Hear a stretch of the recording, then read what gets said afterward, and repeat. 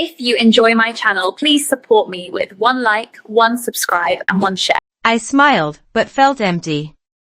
Have you ever looked at your own face in the bathroom mirror and suddenly felt like you were looking at a stranger?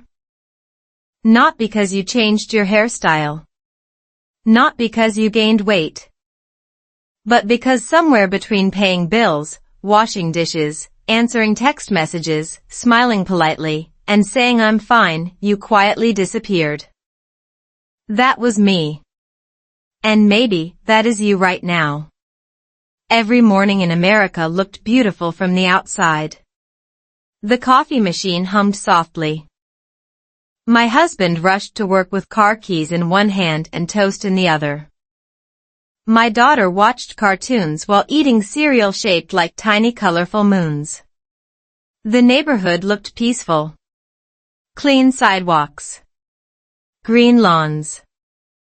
People jogging with expensive headphones while pretending life made perfect sense. Honestly, if someone took a picture of my life, it would probably look like one of those happy family morning routine videos on YouTube.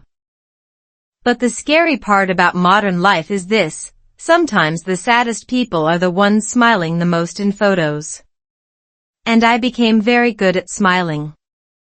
Especially in America. Because here, people ask how are you, without waiting for the real answer. You can be emotionally collapsing like a cheap lawn chair from Walmart, and somehow you still say, good, thanks. Isn't that strange? One of the first things I noticed about life in the United States was how busy everybody looked. Busy became a personality. Busy became success. Busy became normal.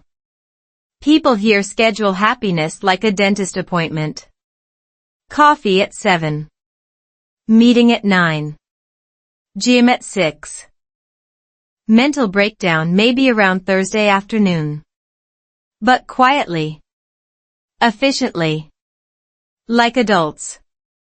I slowly became part of that rhythm without realizing it. Every day started to feel the same. Wake up. Clean the kitchen. Drive my daughter to school. Reply to emails. Grocery shopping. Laundry. Dinner. Repeat. And somewhere inside that routine, I stopped hearing my own thoughts. You know what scared me the most?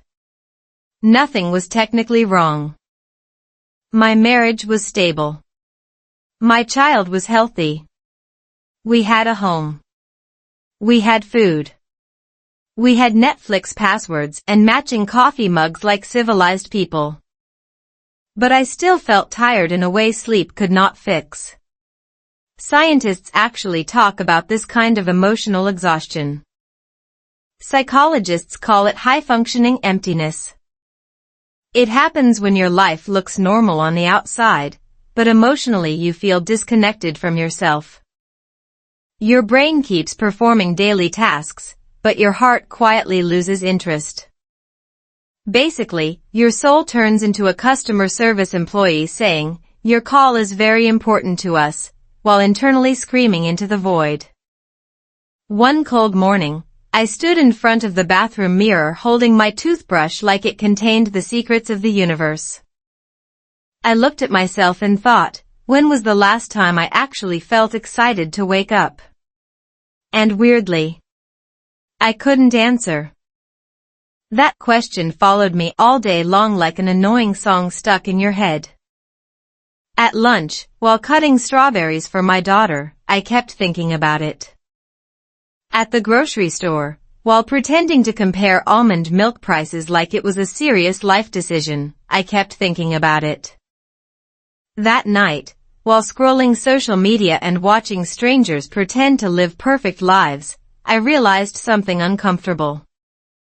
I had spent years trying to improve my schedule, improve my English, improve my appearance, improve my home.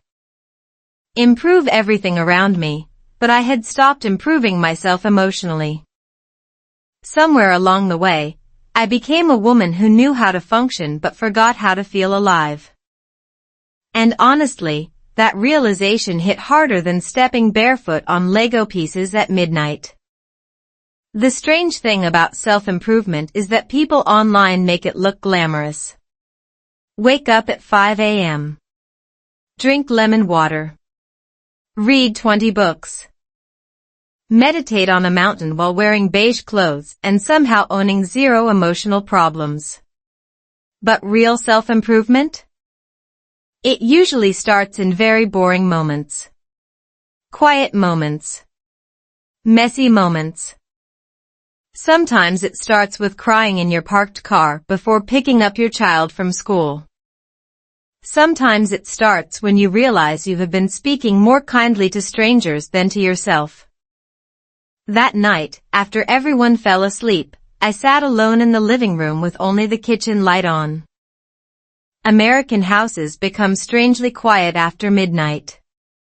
You hear the refrigerator buzzing like it has opinions about your life choices. You hear tiny sounds you normally ignore during the day. And for the first time in months, maybe years, I stopped distracting myself.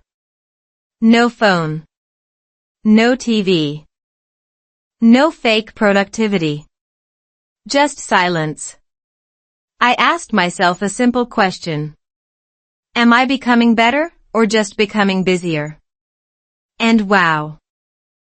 My brain did not enjoy that question at all. Because deep down, I already knew the answer. I had been surviving, not growing. Existing, not living. Smiling, not healing. The next morning, something small happened. Very small. Honestly, most people would ignore it completely. I made coffee, opened the window, and instead of rushing to my phone, I sat quietly for 2 minutes.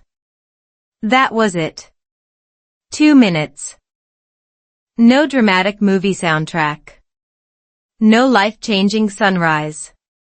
No spiritual eagle flying across the sky. Just silence.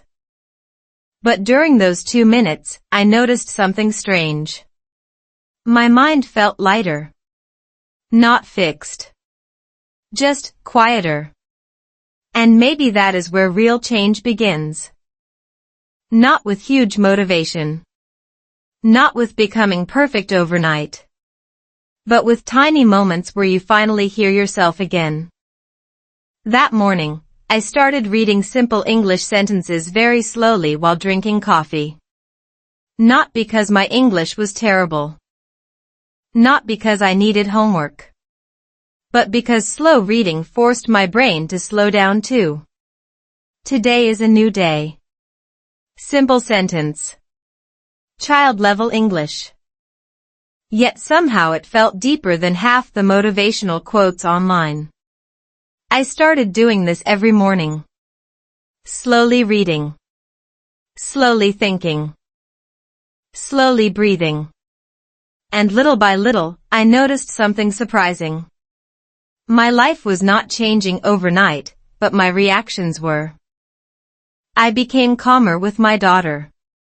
Less defensive with my husband. Less angry in traffic. Less emotionally dramatic when tiny problems happened. Which is honestly impressive because American parking lots alone can test every spiritual lesson humanity has ever invented. Maybe improving yourself is not about becoming a completely different person. Maybe it is about returning to the version of yourself that stress slowly buried. And maybe the reason you clicked on this video today is because part of you is tired too. Tired of pretending. Tired of rushing. Tired of feeling emotionally numb while calling it being productive. If that is true, stay with me. Because this story gets more honest from here. And trust me. I have not even told you about the night my daughter accidentally exposed the truth about our family at the dinner table. The marriage looked perfect online. You know something weird about modern marriage in America? Sometimes the happier a couple looks online, the quieter they become in real life. I did not understand that before. Back then, I honestly believed struggling marriages looked dramatic all the time. Loud arguments. Doors slamming. Sad music playing in the background like a Netflix series nobody finishes. But real emotional distance? It is much quieter than that. It hides itself inside normal days. Inside small conversations. Inside exhausted people saying maybe later for 6 months straight. And the frightening part is this, you can live beside someone every day and still slowly stop seeing each other. One Friday evening, my husband posted a family photo online. We were standing in front of a restaurant downtown, smiling under warm yellow lights while my daughter held a melting ice cream cone. The caption said something simple. Family time. Within minutes, people started commenting. Beautiful family. Relationship goals. You guys look so happy. And technically, they were not wrong. We did look happy. But what nobody saw was the silence during the drive home. Nobody saw me staring out the car window pretending to check traffic while secretly wondering why I felt lonely sitting beside my own husband. That feeling is difficult to explain unless you have experienced it yourself. It is not hatred. It is not even anger. It is more like emotional static. Like two people becoming coworkers in the same house.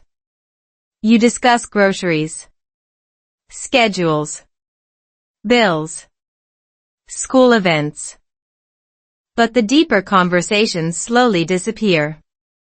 Researchers in relationship psychology actually talk about this. Couples under chronic stress often stop communicating emotionally because the brain enters survival mode. Instead of connection, the mind focuses on efficiency. Translation? Your marriage accidentally turns into a tired little business meeting. Did you pay the electricity bill? Who is picking up our daughter? Can you buy eggs? Romantic. Truly cinematic. The strange thing is that life in America can make this worse without you noticing. Everything moves fast here. Faster schedules. Faster meals. Faster conversations. Even relaxation becomes productive somehow. People listen to podcasts while exercising, answering emails, and mentally planning tomorrow's stress at the same time. My husband and I slowly became addicted to being busy. Busy felt responsible. Busy felt mature. But emotionally, we were starving. One night, I realized how bad things had become because of something incredibly stupid. We were both sitting on the couch watching TV, and I laughed at a joke in the show. A real laugh. The kind that escapes before you control it. My husband looked surprised. Actually surprised.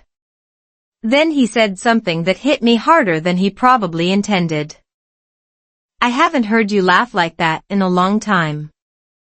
Oof. Imagine your own husband reacting to your happiness like he just spotted a rare bird species in the wild. That sentence stayed in my head for days. Because he was right. Somewhere between work, parenting, stress, and routine, I stopped sounding like myself. I became quieter. More irritated. More emotionally tired. And honestly, I blamed everything except the real problem. I blamed the weather. I blamed bills. I blamed social media. I blamed being busy. But deep down, I knew something uncomfortable. I had stopped nurturing the emotional side of my marriage because I secretly believed love should survive automatically. Like Wi-Fi. You just expect it to work until suddenly nothing connects and everybody starts panicking. One Saturday morning, my daughter accidentally exposed everything at breakfast. Children are terrifyingly honest. They walk around dropping emotional truth bombs while eating pancakes shaped like dinosaurs. My husband was scrolling through his phone. I was cleaning dishes while mentally planning 17 different tasks because apparently mothers are part human, part unpaid project manager. Then my daughter looked at both of us and casually asked, "Why don't you and Dad talk much anymore?" And wow. The silence after that question could have won awards. Even the refrigerator sounded uncomfortable. My husband looked at me. I looked at the sink like dirty plates suddenly required deep emotional analysis. Meanwhile, my daughter just kept eating strawberries because children destroy your emotional stability and then continue living peacefully. The scary thing? She was right. We talked all the time technically. But not really. Not deeply. Not honestly. We communicated like coworkers trapped inside a family group project. That afternoon, I sat alone in the parking lot outside Target for nearly 20 minutes after shopping. Which sounds ridiculous until you realize how many adults secretly use parking lots as emotional recovery centers. I kept replaying my daughter's question in my head. Why don't you and Dad talk much anymore? Sometimes children notice problems before adults do because children still pay attention. Adults become numb. We normalize emotional distance until it starts feeling ordinary. That night, something unusual happened. Instead of watching TV separately like exhausted roommates pretending Netflix counts as bonding, my husband asked if we could sit outside for a little while after our daughter went to bed. It was cold. One of those quiet American suburban nights where everything feels strangely still. You hear distant traffic. A dog barking somewhere far away. The soft hum of porch lights glowing across identical houses. My husband sat quietly for a moment before speaking. And when he finally did, his voice sounded tired in a way I had not noticed before. I think we've both been pretending we're okay because we don't want to make life harder for each other. That sentence cracked something open inside me. Because that was exactly what had happened. We were both trying so hard to be responsible adults that we stopped being emotionally honest humans. Psychologists call this protective emotional avoidance. People avoid difficult conversations because they fear conflict or guilt, but ironically the silence creates even more emotional distance over time. Basically, your brain tries to protect the relationship by accidentally starving it. Human beings are honestly incredible at creating problems while trying to avoid problems. We talked for hours that night. Real conversations. Not logistical conversations about school lunches and grocery coupons. Actual emotional conversations. I admitted I felt emotionally exhausted all the time. My husband admitted he felt pressure to always appear strong. We both admitted something uncomfortable. Somewhere along the way, we started performing happiness instead of feeling connected. And maybe that is why so many people secretly feel lonely now. Not because they lack relationships, but because modern life teaches people how to appear emotionally okay instead of actually being emotionally honest. Around midnight, my husband suddenly laughed and said, "You know what's funny? We tell strangers have a nice day more warmly than we talk to each other sometimes." Honestly? That observation deserved its own therapy session. After that night, nothing magically became perfect. This is real life, not a motivational commercial featuring acoustic guitar music and suspiciously attractive people drinking smoothies. We still got stressed. We still argued occasionally. We still forgot things. But something important changed. We started paying attention again. And weirdly, one of the things that helped me reconnect emotionally was reading slow English stories out loud at night. Not because it fixed my marriage directly, but because slowing my voice also slowed my mind. And when your mind slows down, you finally start hearing the emotional truths you have been avoiding. Looking back now, I think many relationships do not collapse because love disappears. They collapse because people become emotionally exhausted and stop noticing each other. Which sounds sad, until you realize something hopeful. If disconnection happens slowly, reconnection can happen slowly too. Sometimes improvement begins with one honest conversation under a cold American sky while your neighbor's automatic sprinkler randomly attacks the sidewalk for absolutely no reason. Why did I become so negative?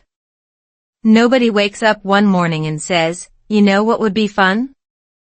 Becoming emotionally exhausted and slightly angry at everyone for no reason. It happens slowly. Quietly. Like dust collecting in the corners of a house you thought was clean. And honestly, that realization scared me more than any dramatic life crisis ever could. Because one day, without warning, I noticed something uncomfortable. I had become one of those people who complained constantly inside their own head. The weather was annoying. Traffic was annoying. Grocery prices were annoying. My husband breathing too loudly while sleeping? Somehow also annoying.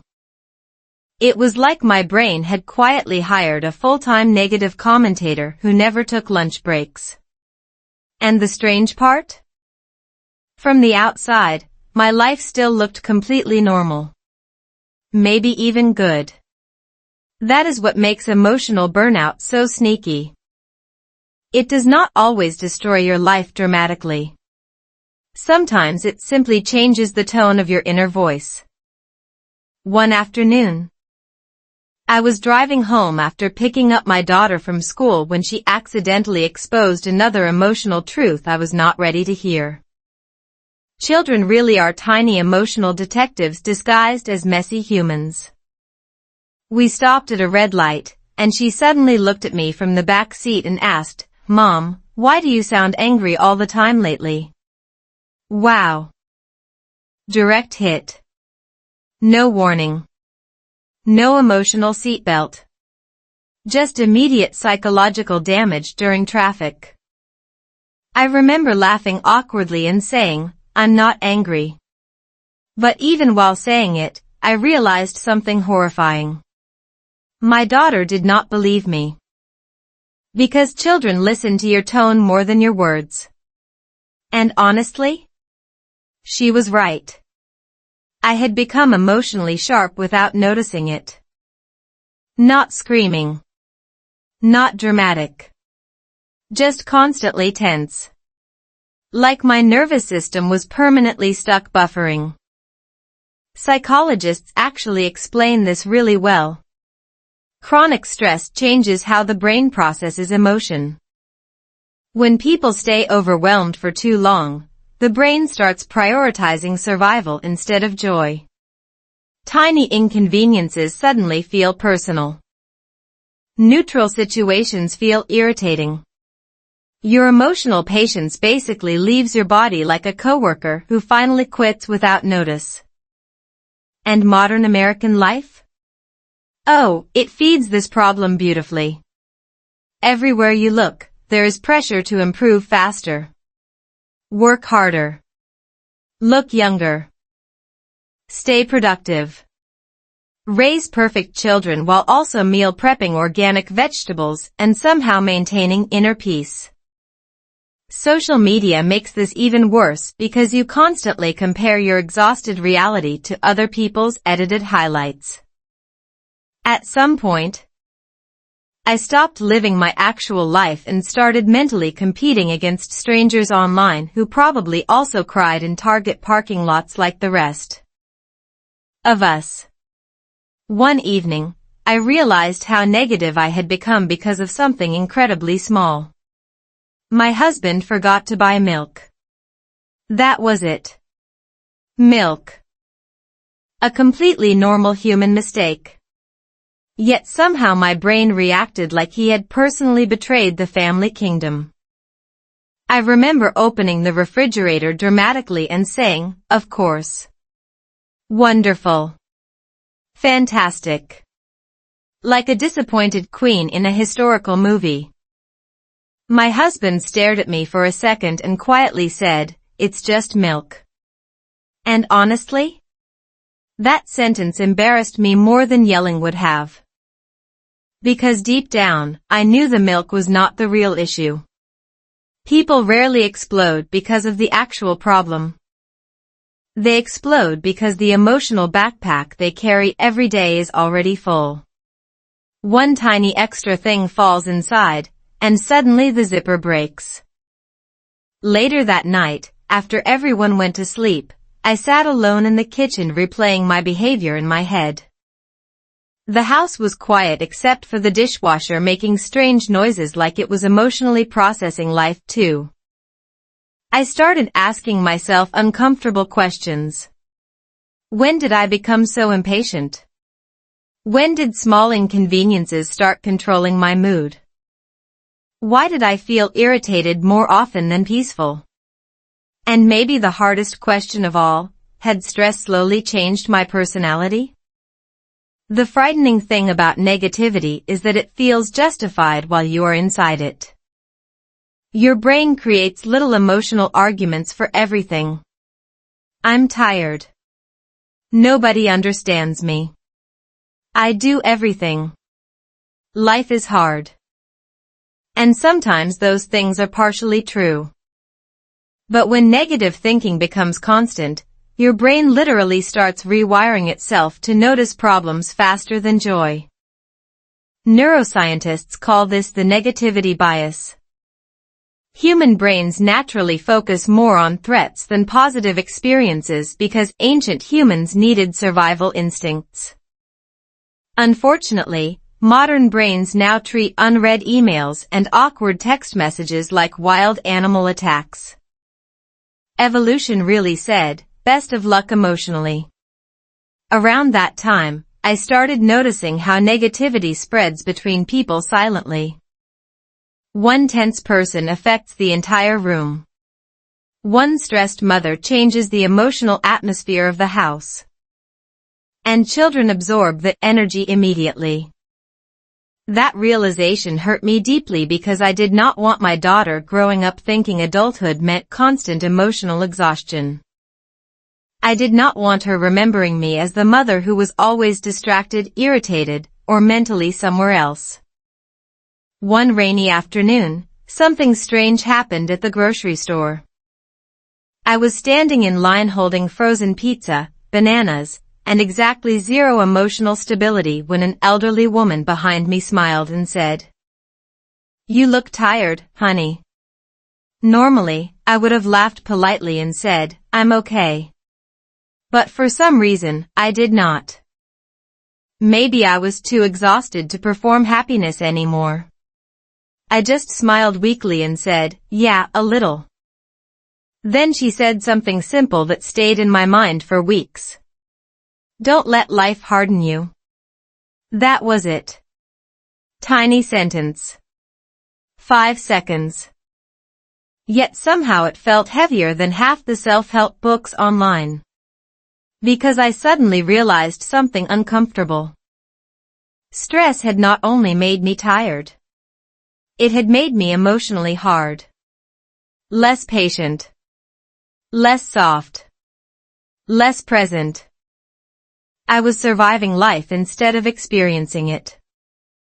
And weirdly, that moment in a random American grocery store became the beginning of another small change. The next morning, instead of immediately checking my phone after waking up, I sat quietly at the kitchen table and slowly read a few simple English sentences out loud while drinking coffee.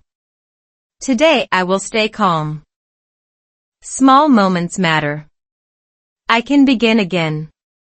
Child-level English. Slow reading. Simple words. Yet something about hearing calm sentences slowly made my nervous system feel less chaotic. Scientists actually found that slow reading and controlled breathing can calm the amygdala, the part of the brain connected to stress and emotional reactions. Basically, your brain stops acting like every inconvenience is the final battle scene in an action movie. I started practicing this every morning. 5 quiet minutes. No social media. No rushing. No emotional chaos before sunrise. And honestly, the changes were tiny at first. I still got stressed. Still became impatient sometimes. Still experienced days where American traffic made me question humanity entirely. But gradually, I noticed longer pauses between my emotions and my reactions. I stopped snapping immediately. I listened more carefully. I laughed more naturally again. Not because life suddenly became easier, but because I stopped feeding negativity every waking hour. Looking back now, I think many people secretly believe self-improvement means becoming more successful, more attractive, more productive. But maybe real improvement is much quieter than that. Maybe it is learning how to stay kind while life feels heavy. Maybe it is learning how to protect your softness in a world that constantly tries to harden you. And maybe the reason you are listening to this story right now is because part of you feels emotionally tired too. If that is true, do not worry. You are not failing at life. Your nervous system is probably just exhausted from pretending to be strong all the time. And trust me, what happened a few days later during a late-night conversation with my husband completely changed the way I understood happiness, marriage, and even my own mind. A tiny habit changed my mood. It is honestly terrifying how one small habit can quietly shape your entire emotional life without you noticing. Most people think huge change arrives dramatically, like movie scenes where someone suddenly transforms after hearing inspirational music while running through the rain. Real life is much less cinematic. Usually, your life changes because of tiny repeated actions that seem completely unimportant at first. A 5-minute walk. A calmer morning. One less angry reaction. One honest conversation. That is the annoying thing about personal growth. It is unbelievably slow when you are living inside it. Around that time, my emotional state still felt messy. Not catastrophic. Just constantly heavy. Like carrying invisible grocery bags in my mind 24 hours a day. I woke up tired even after sleeping. I felt overwhelmed before breakfast. And somehow every small task looked emotionally expensive. One morning, I spilled coffee on the kitchen counter and nearly cried. Not because of the coffee itself. Obviously. Nobody collapses emotionally over caffeinated liquid unless their nervous system is already holding on by decorative thread. That was when I realized something important. My brain was exhausted long before my body admitted it. Scientists actually explain this really clearly. Chronic stress keeps the nervous system in a low-level fight or flight state. Your brain becomes hyper-alert. Your emotions become reactive. Tiny problems suddenly feel enormous because your stress hormones never fully calm down. Basically, your nervous system starts behaving like an overprotective security guard screaming, "Everything is a threat." And modern American life absolutely feeds this cycle. Notifications. Deadlines. News. Bills. Social pressure. Parenting pressure. Productivity culture. Even relaxing becomes stressful because people feel guilty for resting. One afternoon, while waiting in the school pickup line for my daughter, I noticed something strange. Almost every parent around me looked emotionally drained. Some stared blankly at their phones. Some drank giant iced coffees like survival depended on caffeine and hope. One woman sat in silence, gripping her steering wheel like she was mentally negotiating with life itself. And suddenly I had this weird thought. Maybe exhaustion has become so normal that nobody talks about it honestly anymore. Maybe millions of people are secretly functioning on emotional autopilot while pretending everything is fine. That realization stayed in my mind all evening. Later that night, after cleaning the kitchen and finally sitting down, I opened social media for a few minutes. Big mistake. Everybody online looked productive, beautiful, organized, spiritually balanced, and suspiciously well lit. One woman posted her 5 a.m. miracle morning routine. Another shared color-coded meal prep containers like she was preparing vegetables for NASA. Meanwhile, I was emotionally recovering from folding laundry. Comparison is dangerous because your brain compares your exhausted behind-the-scenes reality to someone else's edited performance. Psychologists call this upward social comparison, and it quietly damages self-esteem over time. Translation? Your brain starts saying, "Wow, everybody else seems emotionally stable except me." Which is hilarious because the people you envy are probably stress-eating crackers in sweatpants 5 minutes after posting inspirational content. The next morning, something small happened again. Tiny. Almost stupidly simple. I woke up earlier than usual because the house was quiet. No TV. No dishes. No conversations. Just soft morning light coming through the kitchen window. Normally, I would grab my phone immediately and start absorbing chaos before my brain even fully woke up. But that morning, I did something different. I left my phone on the counter. Then I made coffee and sat near the window in complete silence for 5 minutes. That was it. No meditation app. No motivational speech. No dramatic life revelation from the universe. Just silence and coffee. And honestly, it felt uncomfortable at first. My brain immediately wanted stimulation. Notifications. News. Noise. Something. Humans have become so addicted to constant input that silence now feels emotionally suspicious. But after a few minutes, something strange happened. My breathing slowed down. My thoughts felt less chaotic. For the first time in weeks, maybe months, my nervous system did not feel like it was sprinting before sunrise. That tiny moment changed more than I expected. Over the next few days, I repeated the same habit every morning. Coffee. Silence. Slow breathing. Then I started adding one more thing. I began reading very simple English sentences slowly out loud. Not because I needed perfect grammar practice. Honestly, my English was already functional. But slow reading forced my brain to slow down too. Today I will stay patient. Small progress still matters. I do not need to rush. Simple sentences. Almost childlike. Yet hearing calm words slowly every morning changed the emotional tone of my day. Researchers actually discovered that reading slowly out loud can regulate breathing patterns and reduce mental overstimulation.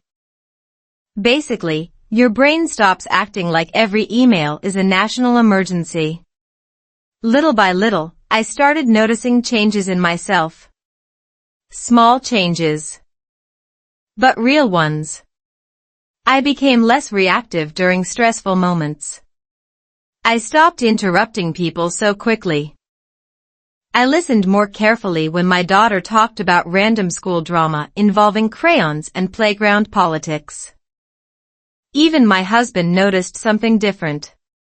One evening during dinner, he looked at me strangely and said, "You seem calmer lately." Honestly, that comment shocked me because I had not realized the changes were visible yet. The funny thing is that people often imagine self-improvement as becoming stronger, tougher, more disciplined. But what if real growth sometimes means becoming softer again? Less rushed. Less emotionally sharp. More present. Modern culture glorifies hustle constantly. Work harder. Wake up earlier. Optimize everything. But nobody talks enough about nervous system recovery. Nobody says, "Hey, maybe your brain is not lazy. Maybe it is just exhausted." One Saturday morning, my daughter asked if we could walk together before breakfast. Normally, I would have said, "Maybe later." Parents say later so often it practically becomes background music in family life. But this time, I said yes. We walked slowly around the neighborhood while cold air moved through the trees. She pointed at random things children find fascinating. A squirrel. A cracked sidewalk. A weird cloud shaped like a dinosaur. And suddenly I realized something painful. Before these quiet mornings, I probably would have rushed through this walk mentally distracted by my to-do list. But now, I was actually there. Present. Listening. Calm. And honestly, that felt more valuable than half the productivity advice online. Psychologists often explain that emotional regulation improves through repeated small calming behaviors, not giant life transformations. Tiny peaceful habits literally teach the nervous system that not every moment requires panic. Looking back now, I think the biggest lie modern life tells people is this, that happiness arrives after everything becomes perfect. Perfect finances. Perfect body. Perfect relationship. Perfect schedule. But maybe peace begins much earlier than that. Maybe it begins the moment you stop emotionally sprinting through your own life. Maybe it begins with 5 quiet minutes before sunrise while drinking coffee and hearing your own thoughts again. And trust me, what happened during one late-night conversation with my husband a few days later made me realize something even more surprising about love, stress, and the strange emotional loneliness hiding inside so many modern families. The night my husband finally spoke honestly. There is something strangely dangerous about quiet marriages. Not toxic marriages. Not explosive marriages. Quiet marriages. The kind where nobody screams. Nobody throws plates.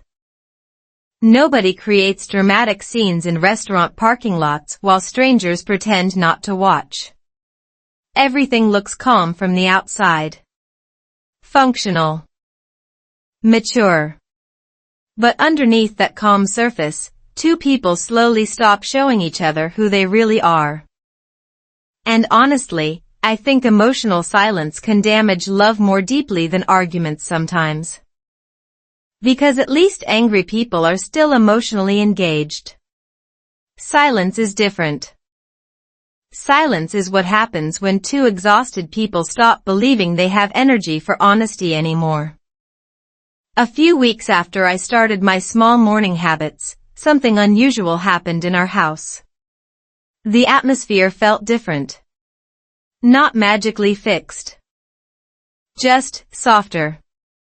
Less emotionally crowded. My husband and I still moved through busy American life like everyone else. Work schedules. school pickup lines, grocery shopping that somehow cost the same as a small financial crisis. But underneath all that noise, I noticed tiny shifts happening between us. We were listening more carefully, reacting less aggressively, pausing before speaking. Which sounds simple until you realize how rarely modern adults actually pause emotionally. One night after dinner, my daughter fell asleep early on the couch while watching cartoons. My husband carried her gently to bed, and I stayed behind cleaning the kitchen. The dishwasher hummed quietly. Warm light reflected off the counter. Outside, rain tapped softly against the windows like a movie scene trying too hard to be symbolic. And honestly, I thought the night would end normally. But then my husband walked back into the kitchen, leaned against the counter, and asked a question that completely caught me off guard. Do you think we've been pretending for a long time? Wow. Nothing prepares you emotionally for a sentence like that while holding a wet sponge. I remember freezing for a second because my brain immediately started panicking. Pretending what? Pretending to be happy? Pretending our marriage was okay? Pretending we were emotionally fine while internally operating like malfunctioning robots? My husband looked exhausted when he said it. Not angry. Not dramatic. Just emotionally tired in a way I had not fully noticed before. That moment hit me hard because I realized something uncomfortable. I had spent so much time focusing on my own emotional exhaustion that I forgot my husband was struggling too. Stress has a strange way of narrowing your emotional vision until you only see your own survival. Psychologists call this emotional tunnel vision. When people stay overwhelmed for too long, empathy decreases because the brain prioritizes managing immediate stress. Translation? Everybody becomes emotionally busy trying not to drown. We sat down at the kitchen table, and for a few minutes neither of us spoke. The rain outside became louder. Somewhere in the neighborhood, a dog barked dramatically like it was also processing relationship issues. Finally, my husband sighed and said something that honestly broke my heart a little. I think we both got so focused on responsibilities that we forgot how to enjoy life together. That sentence stayed in the air between us. Heavy.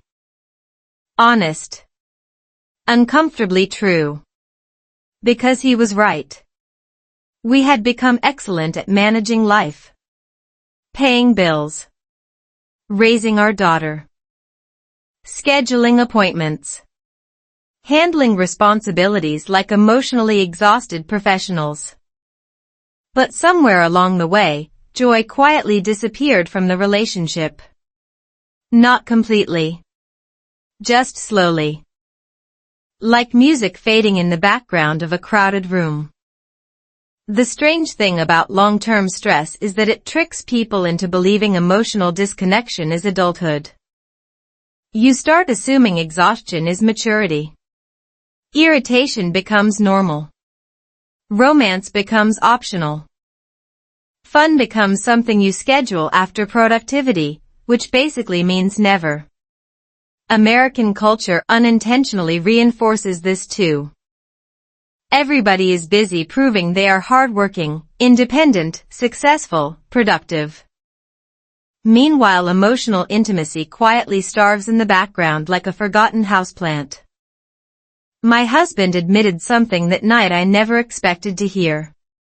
He said, "Sometimes I feel like you don't need me emotionally anymore." That sentence hit me like cold water. Because deep down, I understood why he felt that way. I had become emotionally self-protective over the years. Independent. Efficient. Controlled. I handled stress silently because I thought being emotionally strong meant needing less support. But psychologists actually warn about this pattern. Emotional self-protection can accidentally create distance in relationships because vulnerability decreases connection. Basically, when two people both act fine all the time, nobody feels truly close anymore. I looked at my husband and realized we had both been lonely in the same house. And honestly, that realization scared me more than conflict would have. Because loneliness inside marriage feels incredibly confusing. You sit beside someone you love while simultaneously missing them emotionally. It is like standing near a fireplace but still feeling cold somehow. We talked for hours that night. Real conversations. Messy conversations. Not polished therapy language conversations from social media clips where everybody sounds spiritually enlightened after drinking herbal tea. Actual human conversations. My husband admitted he constantly felt pressure to provide stability and never appear emotionally weak. I admitted I felt invisible sometimes beneath all the responsibilities of motherhood and daily life. We both admitted something painfully simple. We missed each other. Not physically. Emotionally. Somewhere during that conversation, my husband suddenly laughed quietly and said, "Remember when we used to talk for hours about completely useless things?" And honestly, I almost cried hearing that. Because he was right.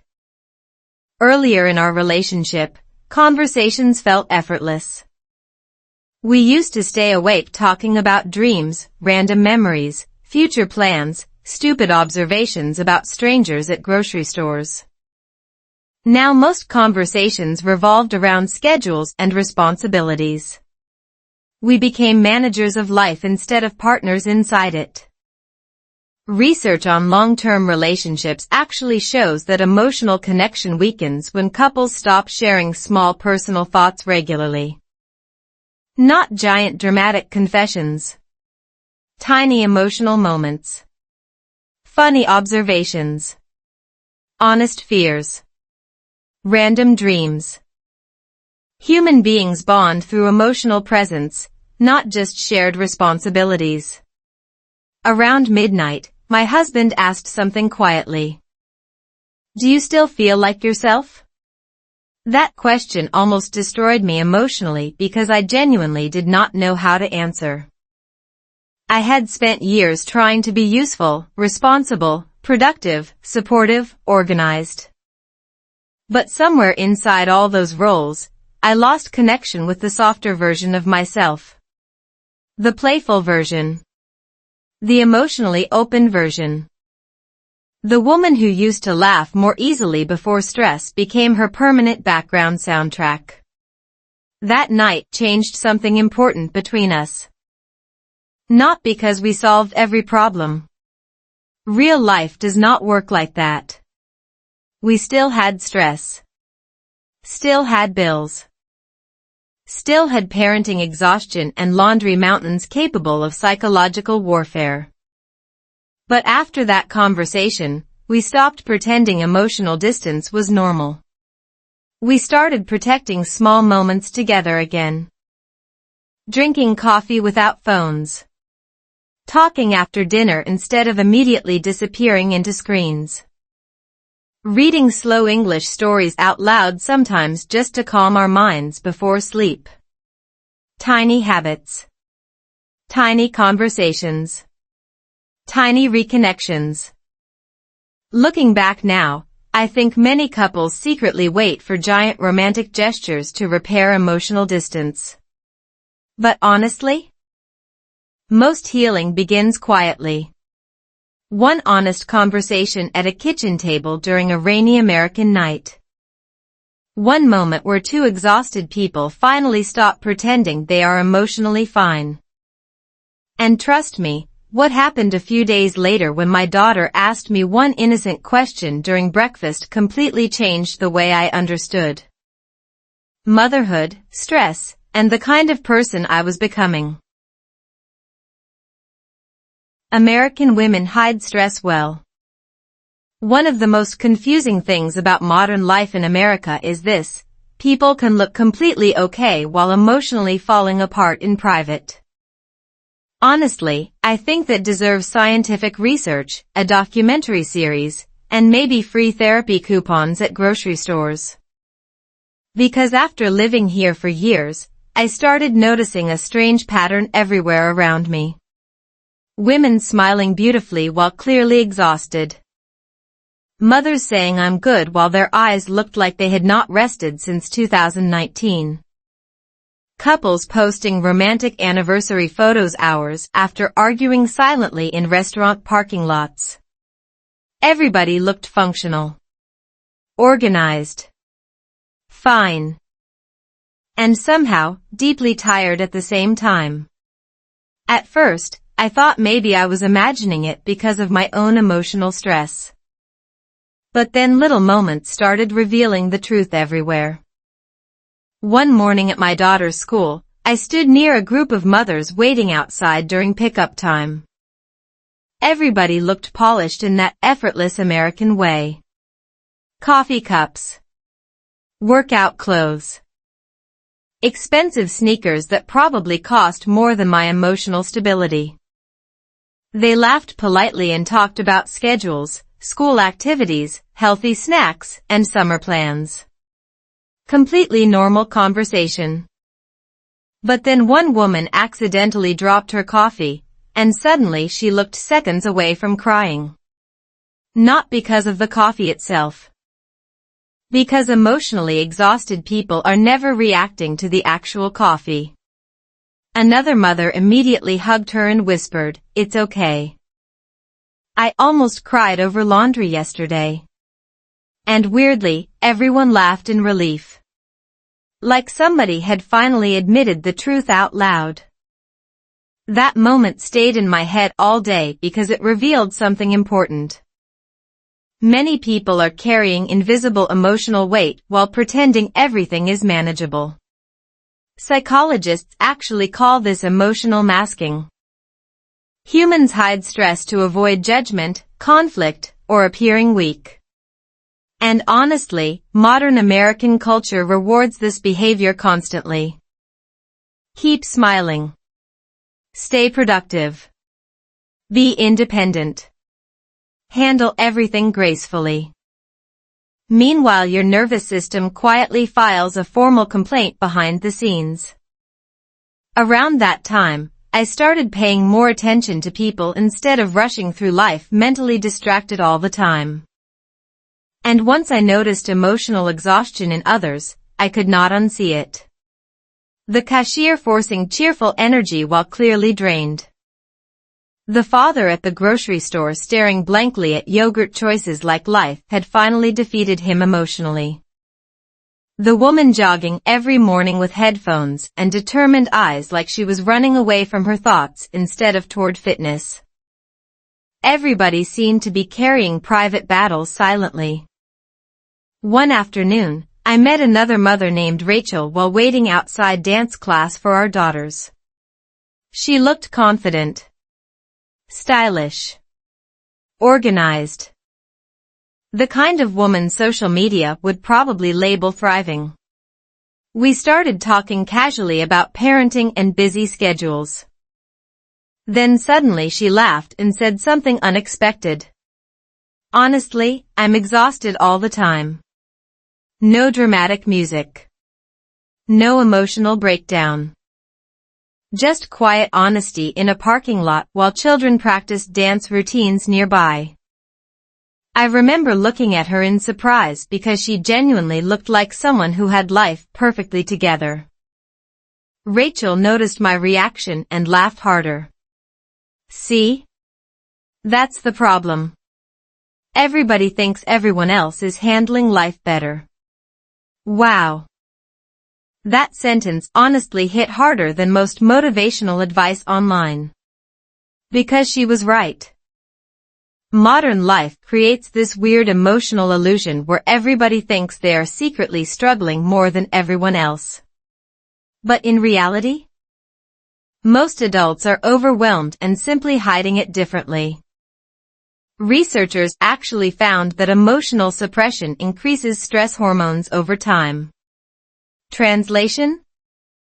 Pretending to be okay all the time literally exhausts your body more. Human beings are incredible.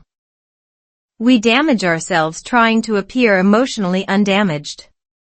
Rachel and I started talking more regularly after that. And slowly, she told me things she never posted online. She talked about anxiety, loneliness, pressure to be a good mother, fear of failure, exhaustion inside marriage, constant comparison on social media. Meanwhile, her Instagram still looked like a cheerful lifestyle advertisement involving coffee and decorative pumpkins. Honestly, social media should come with emotional warning labels at this point. One evening after dinner, I told my husband about my conversations with Rachel. He listened quietly before saying something interesting. Men do this too. We just hide it differently. And honestly, he was right. Men often hide stress behind silence, distraction, or emotional withdrawal. Women frequently hide stress behind overfunctioning and forced positivity. Different behaviors. Same emotional exhaustion underneath. That realization changed the way I saw people completely. I stopped assuming calm-looking people were emotionally fine. I stopped comparing my messy inner life to other people's polished outer image. And strangely, this made me kinder. Less judgmental. More patient. Because once you realize almost everybody is carrying invisible emotional weight, you stop expecting humans to behave perfectly all the time. Around that same period, I noticed something else changing inside myself. My small morning habits were slowly affecting the atmosphere of our home too. I still read slow English sentences every morning while drinking coffee. Still practiced quiet moments before touching my phone. Still tried breathing before reacting emotionally. Tiny habits. Tiny emotional resets. But slowly, those tiny changes started creating larger emotional space around me. My daughter became more talkative during breakfast again. My husband stayed in the kitchen longer instead of immediately disappearing into work stress. Even our evenings felt calmer somehow. Not perfect.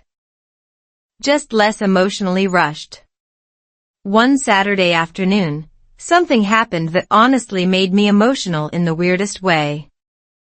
My daughter spilled orange juice across the kitchen table. A few months earlier, I probably would have reacted sharply from stress. Not screaming. Just irritated. Tense. Emotionally tired. But this time? I paused. Took a breath. Grabbed paper towels calmly. And my daughter looked genuinely surprised. Then she smiled nervously and whispered, "Thanks for not getting mad." Oof. That sentence nearly broke my heart. Because children notice emotional changes long before adults do. In that moment, I realized something painful and beautiful at the same time. The version of me from a few months earlier had probably made my daughter nervous during small mistakes. Not because I was a bad mother, but because stress had quietly hardened my emotional reactions. Psychologists explain that chronic stress reduces emotional regulation and patience, especially inside close relationships. Basically, exhausted people accidentally become emotionally sharper with the people they love most. That realization motivated me even more to continue changing slowly. Not dramatically. Slowly. Because real self-improvement is rarely loud. It happens quietly inside ordinary moments. A calmer reaction. A softer tone. One less negative thought. One more honest conversation. Looking back now, I think one of the biggest emotional traps in modern life is believing you must appear strong all the time. Especially in America, where independence and productivity are treated almost like personality traits. But humans are not machines. We are emotional creatures pretending we can function forever without rest, connection, softness, or honesty. And eventually the nervous system says, absolutely not. The strange thing is that once I stopped pretending I was perfectly okay all the time, I actually started healing more honestly. I laughed more naturally again. Slept better. Felt more emotionally connected to my family. Even reading slow English stories at night started feeling peaceful instead of productive. Which sounds small until you realize how many people have forgotten how to do anything slowly anymore. And trust me, what happened during one conversation with my daughter a few days later completely changed the way I understood self-worth, motherhood, and the kind of example I was giving my family without even realizing it. I stopped trying to be perfect. There is a very specific kind of exhaustion that comes from trying to be perfect all the time. Not movie star perfect. Not billionaire on a yacht perfect. Just everyday modern woman perfect.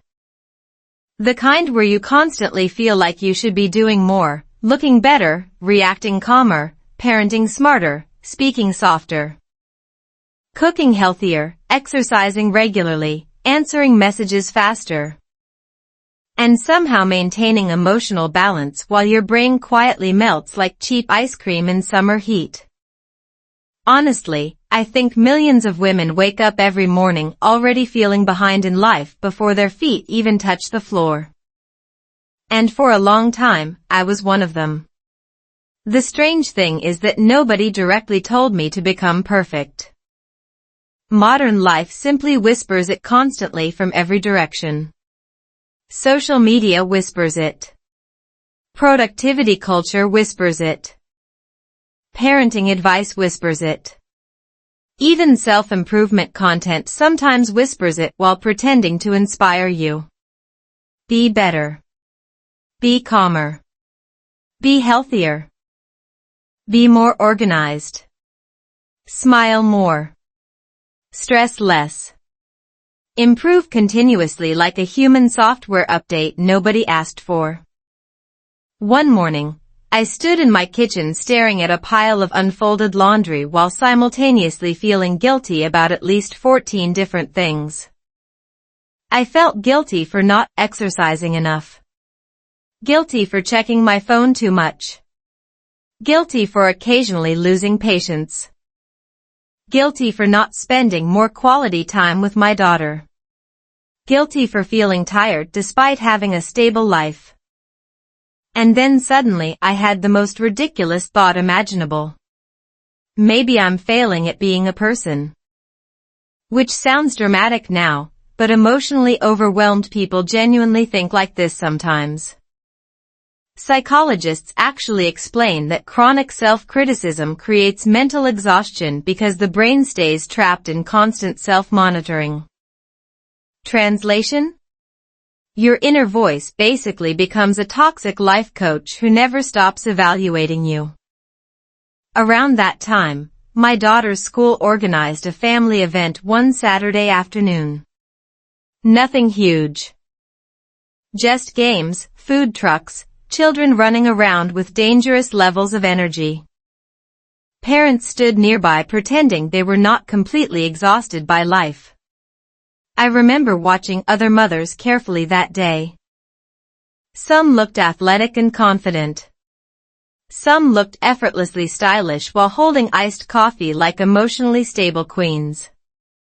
Some volunteered cheerfully at activity booths with suspicious amounts of energy. And almost immediately, my brain started comparing. Why don't I look that organized? Why does everyone else seem calmer? Am I the only mother struggling this much internally? Comparison really is emotional poison wearing attractive clothing. At one point during the event, I accidentally spilled mustard on my shirt while helping my daughter with lunch. Very glamorous. Very cinematic. I immediately felt embarrassed because another perfectly dressed mother stood nearby looking like she belonged inside a lifestyle magazine titled Women Who Definitely Have Their Lives Together. I started apologizing awkwardly while trying to clean the stain with napkins that accomplished absolutely nothing. Then something unexpected happened. The woman looked at me, laughed softly, and said, "Honestly? Yesterday I cried because I forgot Spirit Day at school." We both started laughing immediately. Real laughter. Relieved laughter. Human laughter. And in that tiny moment, something clicked inside my brain. Everybody was struggling privately. Everybody. Some people just hid it better with nicer shoes and expensive water bottles. That realization honestly changed me more than half the motivational content online ever did. Because perfection becomes less powerful once you realize nobody actually lives inside it. Researchers studying perfectionism found something fascinating. People who constantly chase perfection often experience more anxiety, emotional burnout, and lower self-esteem. Why? Because perfection is psychologically impossible. The brain keeps moving the target endlessly. You lose 5 pounds? Great. Now lose 10. You improve emotionally? Wonderful. Now become perfectly calm 24 hours a day like an emotionally enlightened forest monk. Human beings are exhausting sometimes. Later that evening, after the school event ended, my daughter fell asleep early from pure childhood chaos and sugar consumption. My husband sat beside me on the couch while I folded laundry dramatically like a woman emotionally betrayed by socks. Suddenly he looked at me and asked something simple.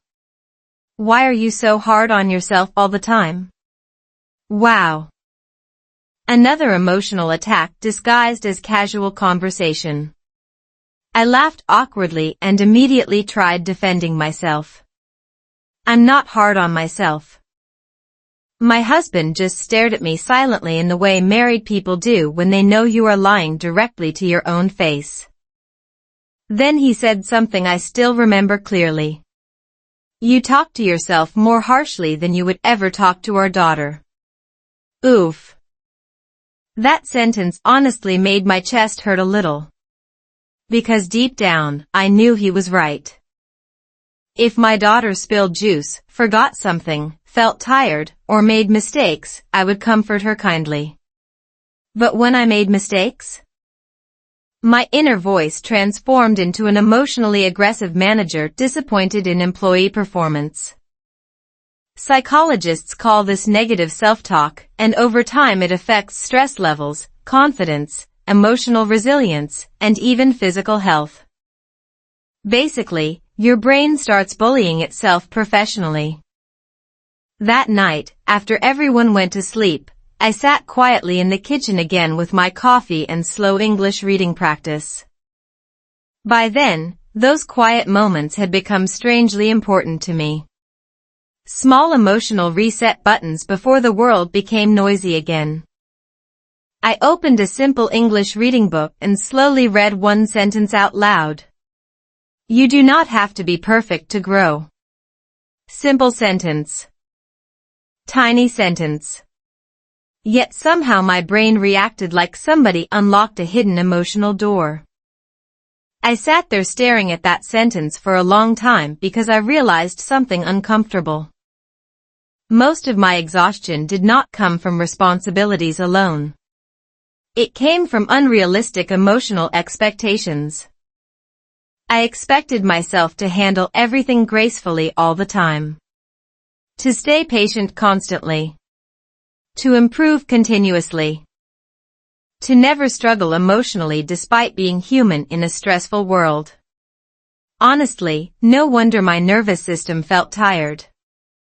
I had accidentally turned self-improvement into self-punishment. Over the next few weeks, I started experimenting with something new. Imperfection. Not chaos. Not irresponsibility. Just normal human imperfection without immediate self-hatred attached to it. If the house became messy for a day, fine. If dinner was simple, fine. If I felt emotionally tired, fine. If my English practice was imperfect, still fine.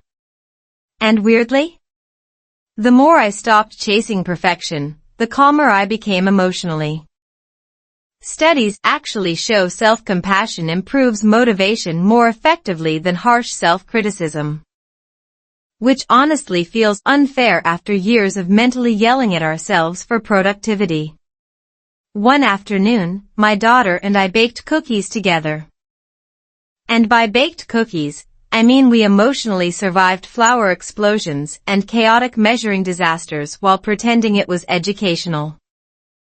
At one point she accidentally cracked an egg onto the floor and immediately looked terrified, waiting for me to react. But instead of frustration, I suddenly laughed. Real laughter again. We cleaned it together while she giggled nervously. And honestly, that moment felt strangely important. Because a few months earlier, stress probably would have turned that tiny mistake into tension. But now, it just felt human. Looking back now, I think many people secretly believe improving yourself means becoming flawless. More disciplined. More attractive. More emotionally controlled. But maybe real growth is gentler than that. Maybe improvement means becoming less cruel to yourself. Maybe it means learning how to exist peacefully inside ordinary imperfect life. And honestly, America sometimes makes this lesson difficult because modern culture constantly encourages performance over presence. But the more I slowed down, the more I realized something beautiful. People do not connect through perfection. They connect through honesty. Through softness. Through shared human messiness. And trust me, what my daughter said to me one quiet morning before school completely changed the way I understood confidence, motherhood, and the kind of emotional example children remember forever.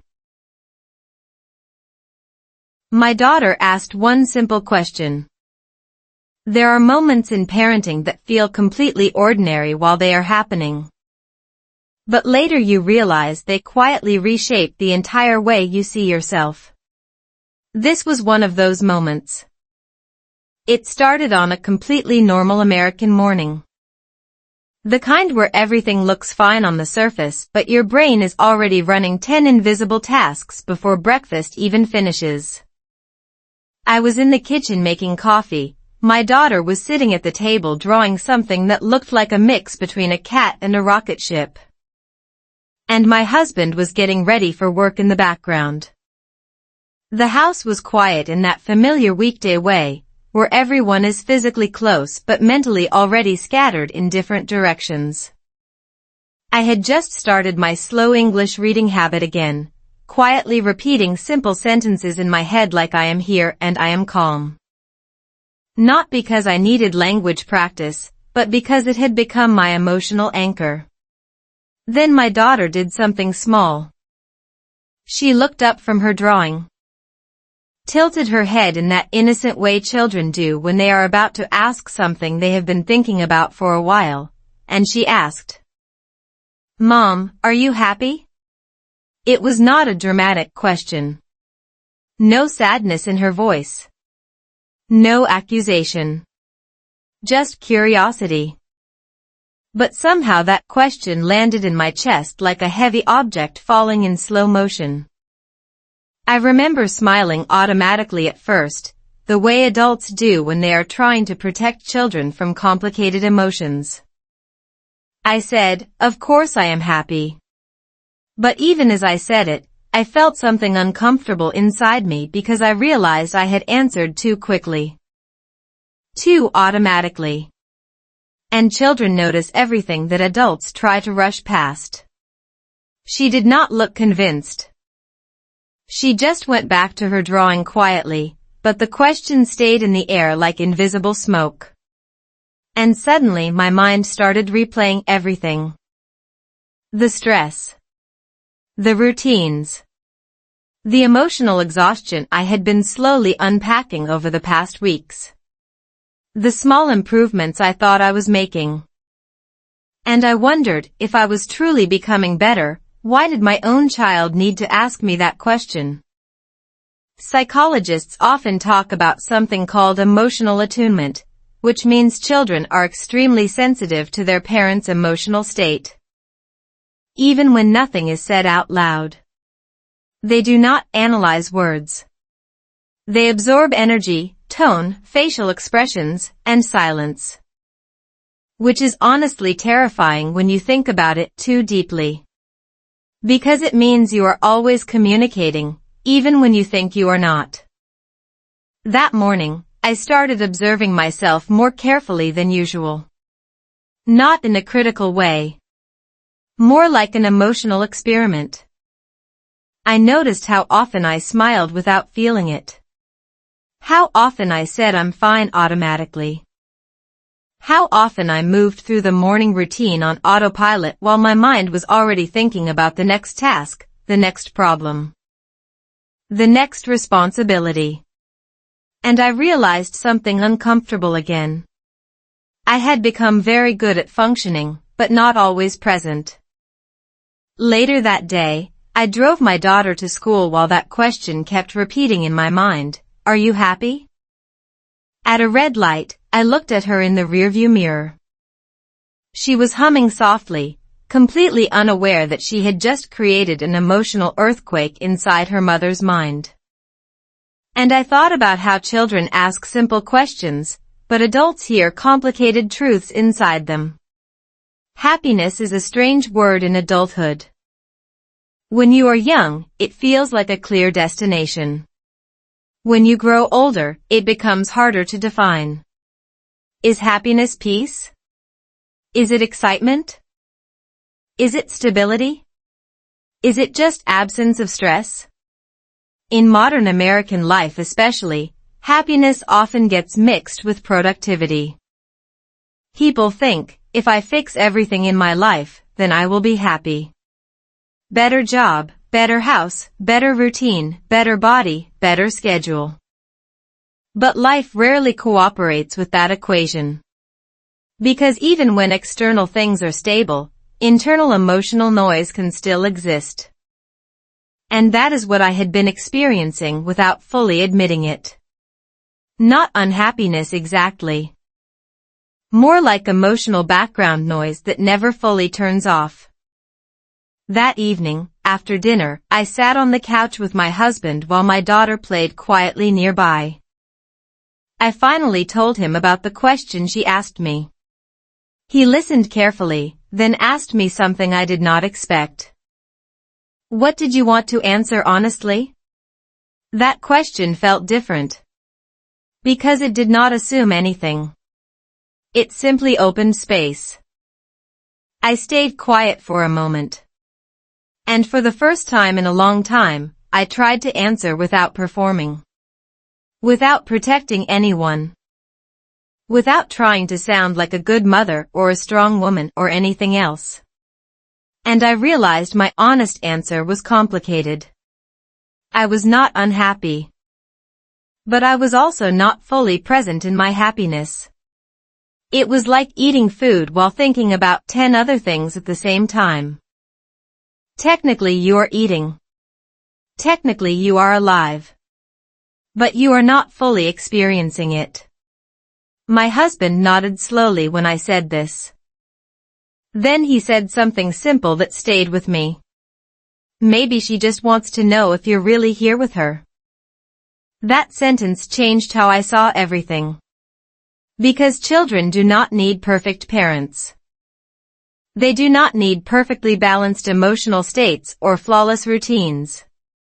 They need presence. Real presence. Not distracted presence. Not tired autopilot presence. Actual attention. That night, I decided to test something small again. Instead of multitasking while my daughter was talking, I sat with her fully. No phone. No mental checklist. No rushing. Just listening. She started telling me a long, imaginative story about her school friends, a missing eraser, and a secret mission involving glitter glue that somehow became a superpower item. Normally, I might have nodded while thinking about dinner or emails. But this time I stayed with her story completely. And something interesting happened. I started enjoying it. Not because the story was objectively important, but because I was actually there for it. And I realized something powerful. Presence is not about doing more.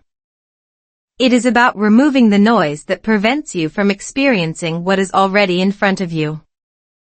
That realization connected deeply with my slow English reading practice too. Because slow reading had trained my brain to stop rushing through information. To pause. To feel each sentence. To exist inside the moment instead of jumping ahead mentally. That morning question from my daughter slowly became a mirror for my entire life.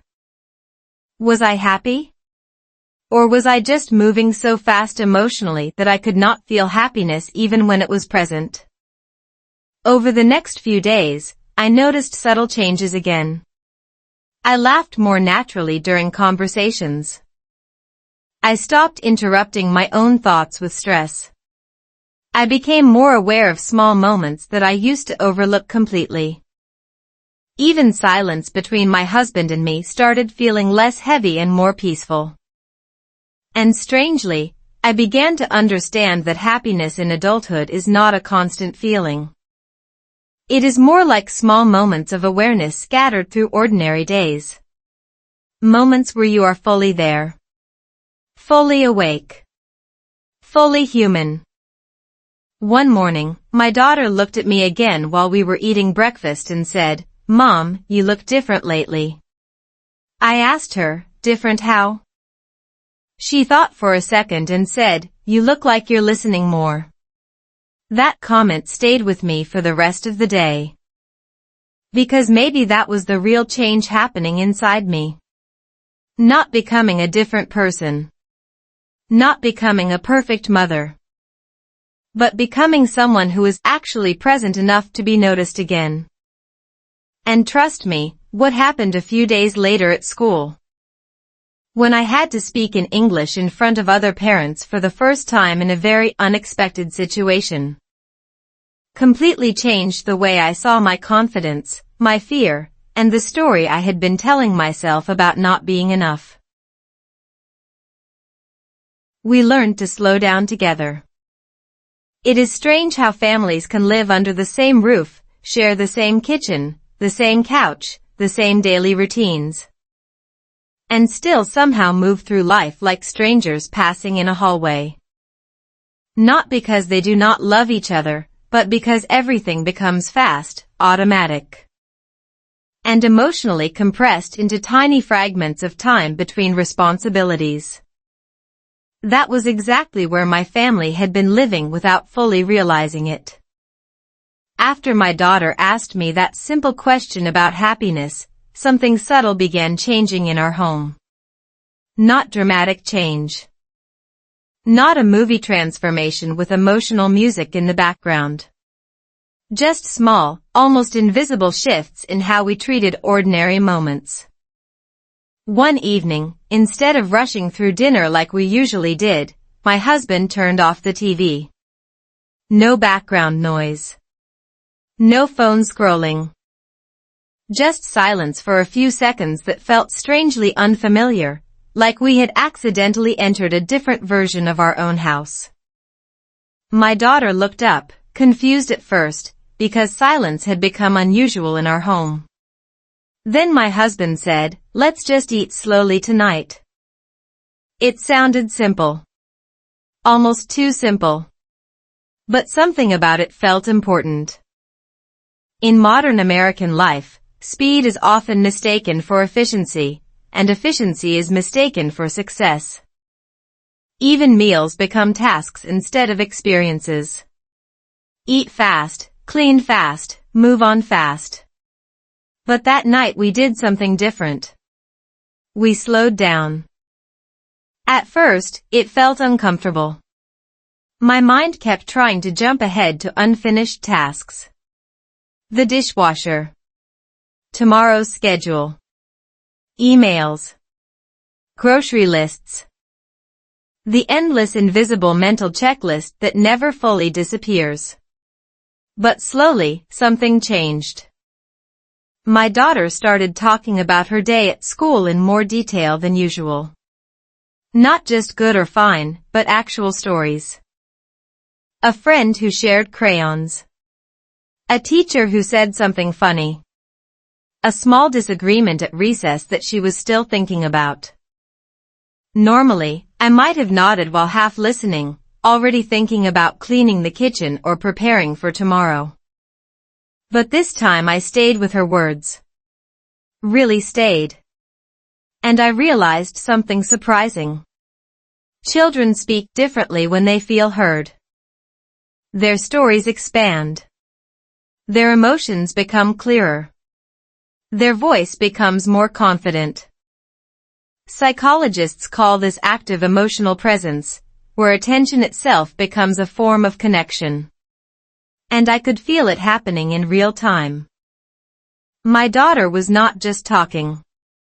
She was opening a small window into her world. And for the first time in a long time, I did not rush past it. My husband noticed the change too. He leaned back after a while and said quietly, "It feels different like this." And I knew exactly what he meant. It was not that our life changed externally. It was that we were finally inside it again instead of racing ahead of it. After dinner, something unexpected happened. My daughter asked if we could sit together for a few more minutes. No screens. No distractions. Just together time, as she called it. So we moved to the couch. And instead of each of us disappearing into separate digital worlds, we stayed in the same space. At first, nobody knew what to do with that silence. Adults are not always comfortable with unstructured moments anymore. Silence can feel suspicious in a world that constantly demands stimulation. But then my daughter started telling another story, this time about something small that happened during lunch at school. And somehow, that led to my husband sharing something from his workday. And then I shared something I normally would have kept to myself. Not because it was secret, but because it felt too small to matter. But in that moment, even small things mattered. I started noticing something interesting. When we slowed down, we did not talk less. We talked differently. Deeper. More naturally. Less filtered. It reminded me of my slow English reading practice. At first, I started it just to calm my mind. But over time, I realized it was training something deeper in me. My attention span. My emotional pacing. My ability to stay inside a moment without rushing to the next one. And that skill started appearing in my family life too. One evening, my husband suggested we go for a short walk after dinner. Not exercise. Not productivity walking. Just walking. The American neighborhood we lived in looked different at night. Quiet streets.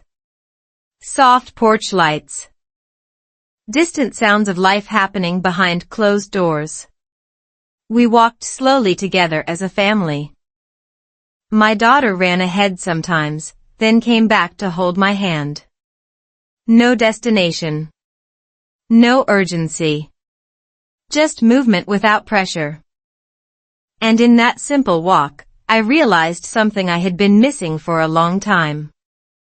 We had been living life like a race without realizing nobody was actually winning anything. At one point, my husband said something casually that stayed with me. I think we forgot how to just be together without doing something. That sentence felt painfully accurate. Because most of our family interactions had become task-based. Plan this. Fix that. Prepare for tomorrow. Solve problems. But presence had been missing. And presence, I realized, is not a luxury. It is the foundation of emotional connection. Without it, even love starts feeling distant. Slowly, over the next few days, we began making small changes. Not strict rules. Not dramatic lifestyle overhauls. Just gentle choices. We ate one meal a day without screens. We talked during car rides instead of playing audio in the background. We sat together for a few minutes before bedtime without rushing through the routine. And something unexpected started happening. My daughter became more expressive. She started telling more detailed stories.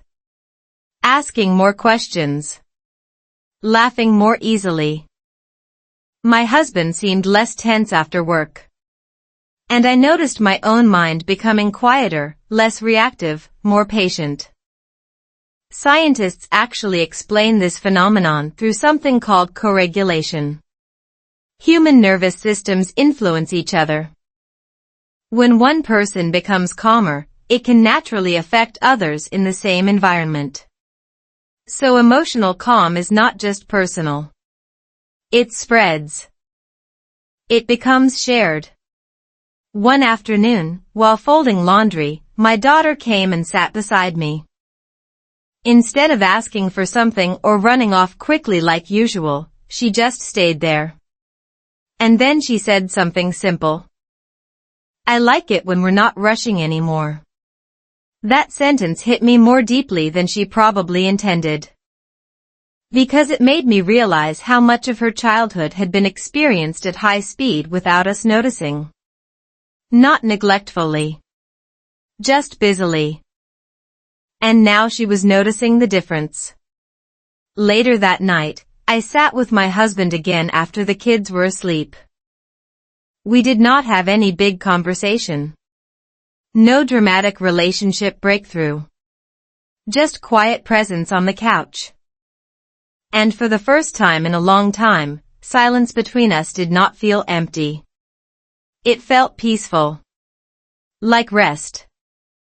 And I thought about something I had read before. Relationships do not survive on big moments. They survive on small repeated ones. Shared meals. Small conversations. Gentle attention. Presence over time. Looking back, I think the most powerful change in our family was not communication improvement or better scheduling. It was learning how to slow down enough to actually experience each other again. And I started realizing something important about self-improvement too. It is not always about fixing what is broken.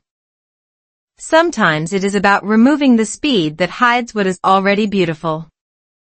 And trust me, what I discovered next during a completely ordinary school event. When I was suddenly asked to speak in front of other parents in English, completely changed the way I saw confidence, fear, and the version of myself I thought I had already outgrown. The moment I had to speak in public. There is a special kind of fear that does not show up as panic or screaming thoughts, but as a quiet tightening in your chest when you realize you are about to be seen, judged, and heard all at once. Not by strangers on the internet. Not by distant critics. But by real people standing only a few meters away from you, watching your every word in real time. That is exactly what happened on a completely ordinary school morning that later turned into one of the most unexpected emotional turning points in my life. The school had organized a small parent gathering, something simple and friendly, just to share updates about the children, upcoming activities, and community support. Nothing dramatic. Nothing that should have triggered anxiety. Yet somehow, as I stood there holding a paper cup of lukewarm coffee, I felt my heart start beating in a way that was far too loud for such a normal situation. My husband was next to me, calmly talking to another parent. My daughter was somewhere nearby laughing with her friends. Everything looked normal. Safe. Ordinary. But then it happened. One of the teachers approached me with a warm smile and said, "Would you mind saying a few words about your experience as a parent in our community?" Just something simple. And I swear, in that exact moment, my brain forgot how language worked.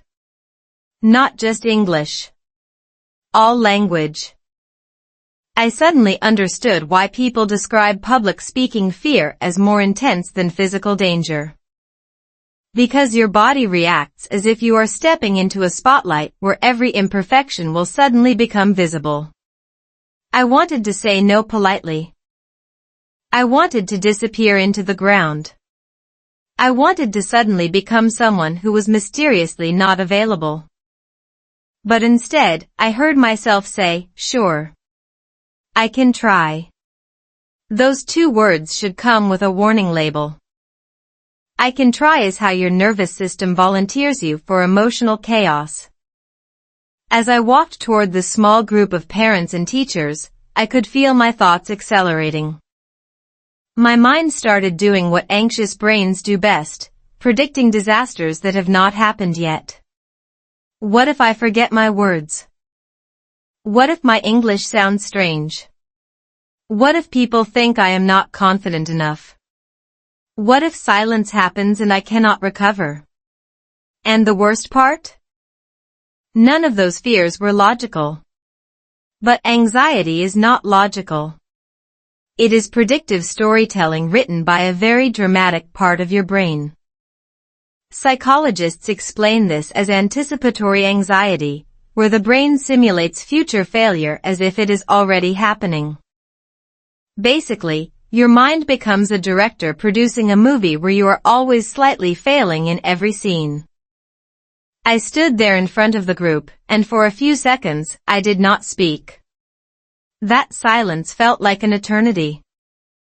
I could hear the faint sounds of children playing outside. The rustle of papers. Someone coughing quietly.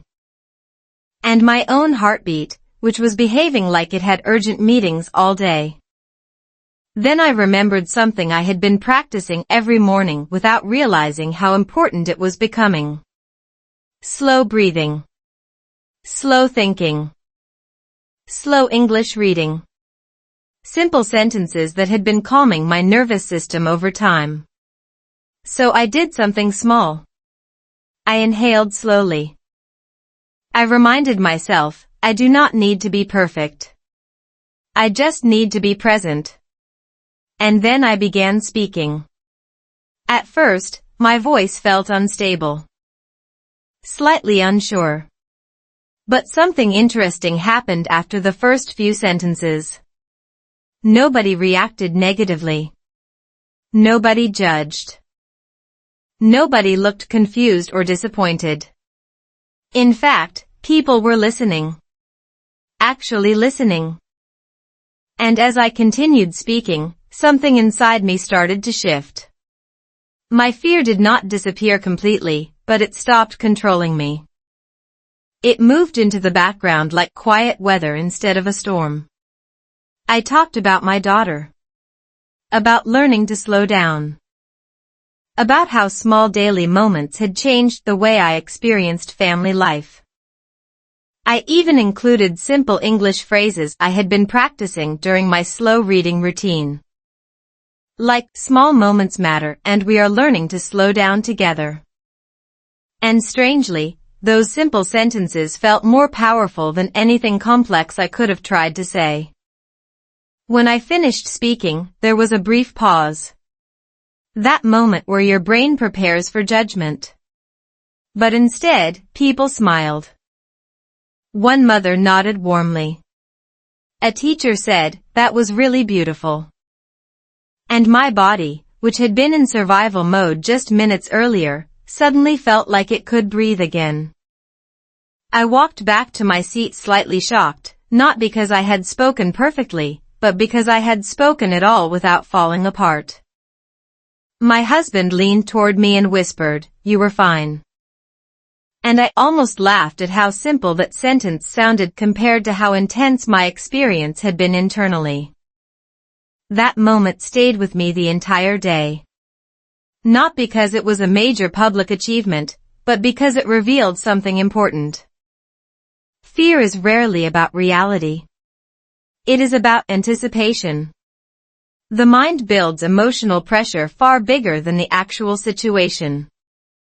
Later that afternoon, while driving home, I kept replaying the moment in my head. Not analyzing it critically, but observing it differently. I realized I had spent years assuming I was not confident enough to speak, lead, or express myself publicly. But maybe confidence was not something you either have or do not have. Maybe it is something that grows through repeated exposure to small uncomfortable moments. Psychologists actually call this graded exposure, where facing small fears repeatedly reduces their emotional intensity over time. In other words, confidence is not a personality trait. It is a trained response. That realization changed something inside me. Because it meant I was not stuck. I was learning. Slowly. Quietly. That night at home, I told my daughter about what happened. She listened carefully, then said something surprisingly simple. "Mom, were you scared?" I smiled and said, "Yes." And she nodded like that was the most normal answer in the world. Then she said something I did not expect. "But you still did it." That sentence hit differently. Because children do not care about perfect performance. They care about courage in motion. Not the absence of fear, but movement through fear. That evening, I sat alone for a few minutes with my slow English reading practice again. But this time, I noticed something new. The sentences I was reading did not feel like just language practice anymore. They felt like reminders of who I was becoming. I can speak even when I am nervous. I can be imperfect and still be heard. I can grow slowly. Simple words, but something about them grounded me deeply after the emotional intensity of the day. And I started realizing something important about self-improvement that I had not fully understood before. Growth is not loud. It does not always feel inspiring in the moment. Sometimes it feels like standing in front of a group of people with a shaking voice and choosing to continue anyway. And trust me, what I experienced a few days later during a quiet conversation with my husband about fear, identity, and the strange pressure of being strong all the time completely changed the way I understood confidence at its deepest level. I realized I was afraid of being seen. After that small public speaking moment at my daughter's school, I expected the fear to disappear quickly. Like a switch turning off after you prove something to yourself once. But real emotions are not that obedient. They do not leave just because you had one brave moment. Instead, they wait. Quietly. Like they are observing whether you are serious about this new version of yourself. A few days later, I found myself thinking about that moment again while washing dishes in my kitchen. Nothing dramatic was happening. My husband was working in the other room. My daughter was drawing at the table. The house was peaceful in that very American suburban way where everything looks stable on the outside, but your mind is still processing emotional leftovers from earlier experiences. And suddenly I realized something uncomfortable. It was not speaking in public that scared me the most. It was being seen while imperfect. That thought hit me in a way I did not expect. Because I had always told myself I was afraid of failure. But that was not entirely true. Failure is temporary. Embarrassment fades. People forget. What I was actually afraid of was being fully visible while not being perfect. Being seen while unsure. Being seen while still learning. Being seen while still becoming.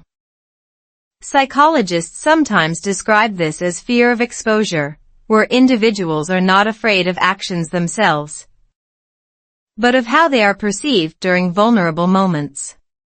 And honestly, that explained so much about my life.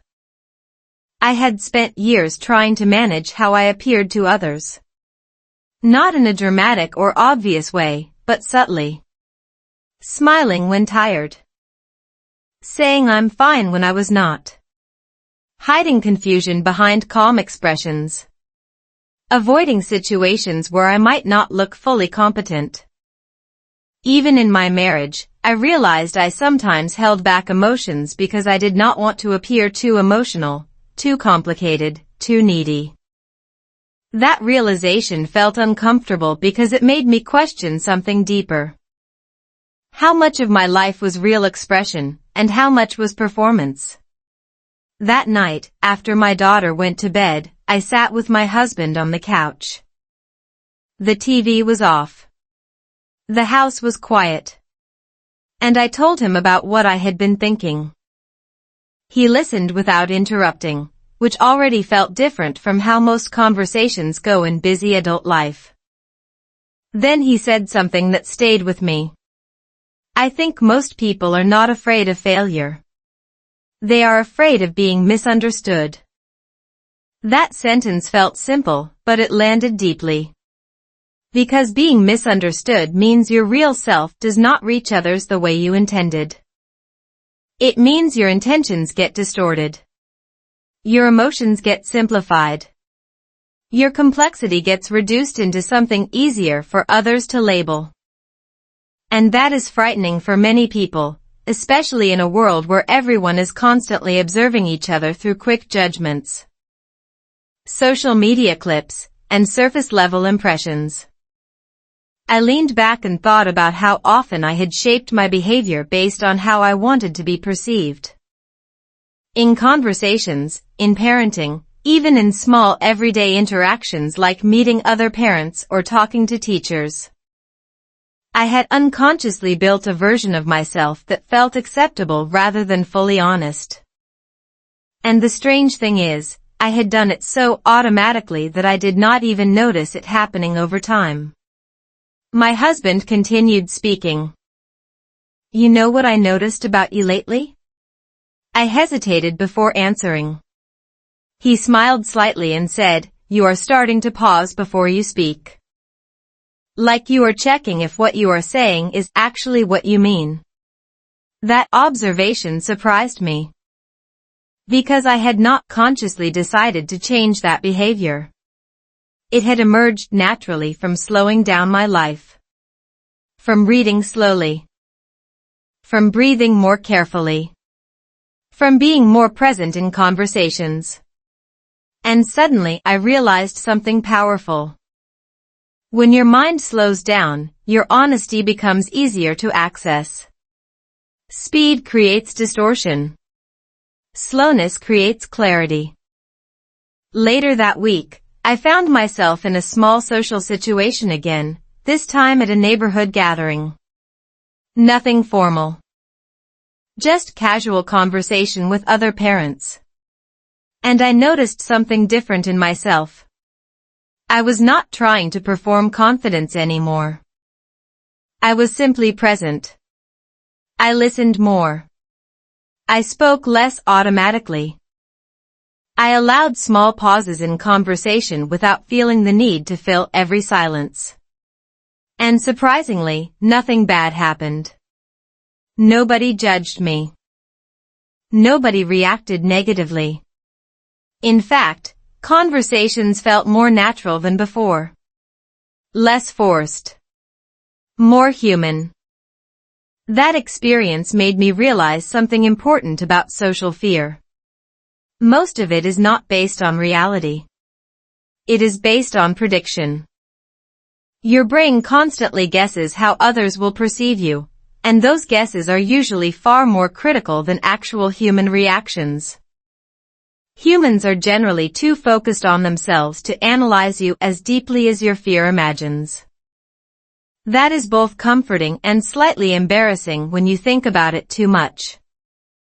Around that same period, I started noticing how this fear of being seen affected my relationship with my daughter too. Sometimes, when she asked me deep or emotional questions, I would instinctively try to respond in a correct way instead of an honest way. As if there was a perfect parent answer I was supposed to deliver. But children do not need perfect answers. They need real ones. One afternoon, she asked me, Mom, are you still learning things even though you are an adult? And my first instinct was almost to give a polished response about growth and learning. But I stopped. And I said, yes. Every day. She nodded like that made complete sense, then went back to her drawing. No judgment. No expectation. Just acceptance. That moment stayed with me because it showed me something important. Being seen is not dangerous in safe relationships. It is only uncomfortable when you are performing instead of being. And slowly, I started practicing something new. Not trying to be perfect in conversations. Not trying to appear emotionally stable all the time. Allowing myself to be slightly unfinished in front of others. Slightly uncertain. Slightly human. And strangely, this made me feel more connected to people, not less. Even my husband seemed to respond differently. Conversations felt less guarded. More open. More relaxed. One evening, while we were sitting together after dinner, he said, "You seem lighter lately, but also more real." That combination of words made me pause. Lighter, but more real. It made me realize that authenticity does not always feel dramatic. Sometimes it feels like relief. Like dropping something you did not realize you were carrying.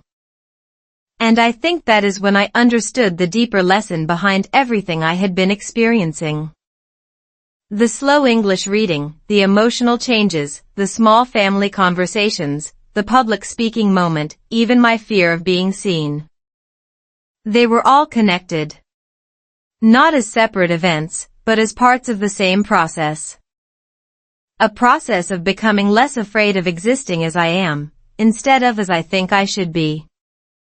And trust me, what I discovered the next morning, when my daughter said something so simple it almost made me cry during breakfast, completely changed the way I understood love, presence, and what it really means to be enough as you are.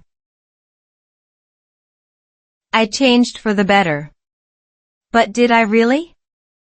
That morning started like every other American family morning I had learned to live through, but something about the air felt different. Like the house itself was quieter than usual in a way that made you notice your own thoughts more clearly. My daughter was already at the kitchen table, swinging her legs slightly while eating cereal. My husband was getting ready for work. And I was standing near the counter holding my coffee like it was the only thing keeping my brain fully online. Everything looked normal from the outside, the kind of normal that would never raise suspicion if someone saw a photo of it later. But inside me, something had shifted over the past weeks. Not in a dramatic, cinematic way. More like a slow reorganization of how I experienced my own life. I had stopped rushing through moments as much. I had stopped performing emotions as often. I had started noticing silence instead of escaping it. And I had started reading simple English sentences slowly every morning, not as a lesson, but as a way to stay grounded in my own mind before the world pulled me into its speed again. That morning, while I was lost in those quiet thoughts, my daughter looked up at me suddenly and asked something so simple that it almost felt unfair. "Mom, are you happy now?" There it was again. The same kind of question she had asked before, but somehow this time it felt heavier, because it was no longer just curiosity. It felt like observation. Like she had been watching changes in me the same way you notice weather slowly shifting over days rather than seconds. I almost answered automatically again. The old version of me would have said something quick like of course or yes, I'm fine. But I stopped myself. That pause felt different this time. It was not anxiety. It was awareness. I looked at her properly. Really looked. And I realized she was not asking for a perfect answer. She was asking for truth she could feel safe inside. So I said something honest instead. "I think I'm learning how to be." She tilted her head, thinking about it in that quiet child way where they try to understand emotional concepts without overcomplicating them. Then she smiled slightly and went back to her cereal like it made sense to her. And in that moment, something inside me softened in a way I did not expect. Because I realized I had been treating happiness like a final destination for so long, when maybe it was never meant to be permanent or complete. Maybe it was something we learned to move in and out of while still continuing to live. Later that day, while driving her to school, I kept thinking about everything that had happened over these past weeks. The slow English reading, the conversations with my husband, the fear of speaking in public, the realization about being seen. The moments of emotional honesty that had quietly changed the tone of my marriage and my home. Nothing about my external life had dramatically transformed. We still had responsibilities. We still had stress. We still had ordinary American life with its schedules, bills, and constant movement. But internally, something had softened. My reactions were slower. My mind was less harsh toward myself. I noticed beauty in small things more often, like sunlight hitting the dashboard or my daughter humming softly in the back seat without realizing it. And I started asking myself a question I had avoided for a long time. If my life was not broken before, then what exactly changed? The answer did not come all at once. It came in layers. First, I realized I had stopped trying to be perfect. Then I realized I had stopped hiding my emotions so much. Then I realized I had started being more present in conversations instead of mentally rushing ahead. And finally, I realized I had stopped treating myself like something that needed constant fixing. That last one surprised me the most. Because I had spent years thinking self-improvement meant correcting myself. But now it felt more like learning how to stay with myself without judgment. That afternoon, something small but meaningful happened. My husband came home earlier than usual, and instead of immediately turning on the TV or checking his phone, he sat down at the table where I was helping my daughter with homework. He watched us quietly for a moment, then said, "It feels calmer here lately." He did not say it like a compliment. More like a realization. And I understood exactly what he meant. The house had not changed physically. But the emotional atmosphere had shifted because we had shifted. Not dramatically. Not perfectly. Just gently. over time. Later that evening, after dinner, I went back to my slow English reading practice alone for a few minutes. The same simple sentences I had started with weeks ago now felt different in my mind. Not just language practice anymore, but reminders of something deeper I had been learning through experience. Slow down. Be present. You are allowed to be imperfect. And I realized something important about learning itself. We often think learning happens when we gain new information. But sometimes learning happens when we stop resisting what we already know deep down. That night, I sat with my husband on the couch while our daughter slept. No big conversation. No emotional breakthrough speech. Just quiet presence again. And I thought about how different this silence felt compared to the silence I had described earlier in our marriage. Before, silence felt like distance. Now, silence felt like rest. And I think that is when I understood the real meaning behind the title I had been living without realizing it. I changed for the better. It was not a dramatic transformation. It was not a fixed destination. It was a question I was still living inside. Are you improving yourself? Not in the way the internet usually defines it. Not in terms of productivity or perfection. But in terms of awareness. In terms of softness. In terms of presence. In terms of how you treat yourself when nobody is watching. And as I sat there in that quiet American living room, I realized something I never expected when I first started this journey. I had not become a different person. I had become less disconnected from the person I already was.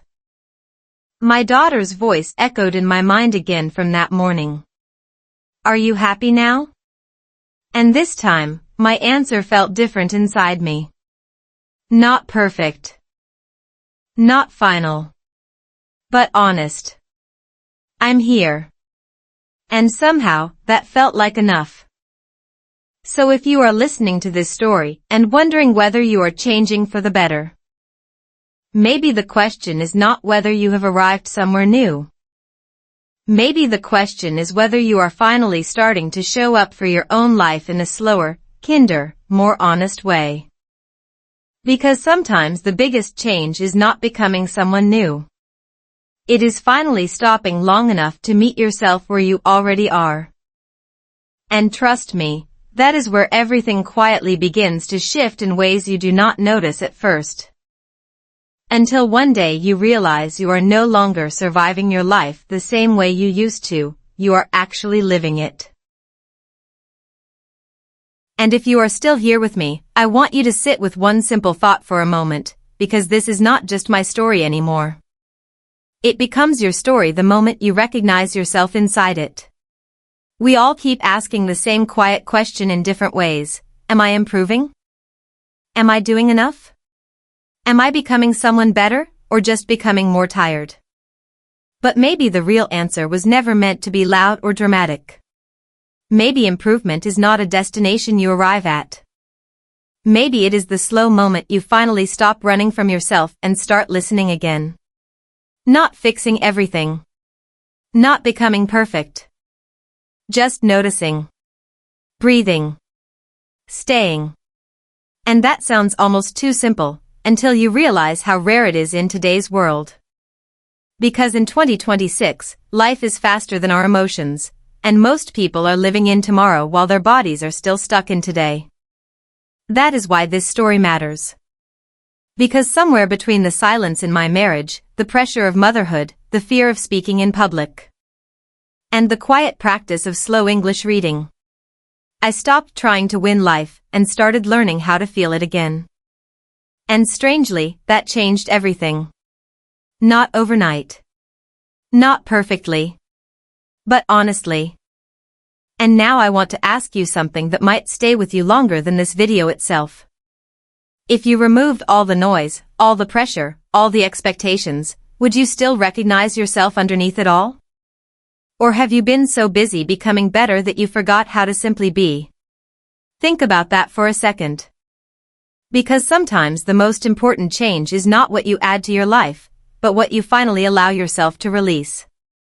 If this slow English story helped you feel calmer, more present, or even just a little more understood, then you are exactly the reason this channel exists. Here, we don't just practice English. We slow life down together. We listen more deeply. We reconnect with meaning through simple stories that feel real, human, and honest.